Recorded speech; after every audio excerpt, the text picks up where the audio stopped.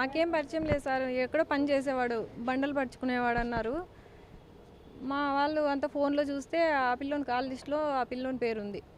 అతని పేరు గౌతమ్ అని పెట్టారు, దాంట్లో అమ్మాయి పేరు పెట్టారు. మరి తర్వాత చూస్తే నరేష్, ఫోన్పేలో చూస్తే నరేష్ అని వచ్చింది. అబ్బాయి చంపినాడు సార్.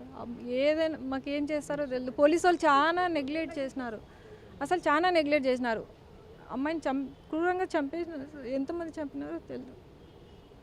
అంత బంగారు అంతా తీసుకున్నారు, అన్ని చంపేసినారు సార్. ఏం చేసినారో తెలియదు. ఏమన్నా న్యాయం చేయండి సార్. మా పాప ఎట్లా తిరిగి రాదు. రేపు మళ్ళీ వాళ్ళు ఇంకో ఎంతమంది ఆడపిల్లల్ని చేస్తారో తెలియదు. మాకు ఎంతమందిని ఆడపిల్లల్ని ఇలా చేస్తారో తెలియదు.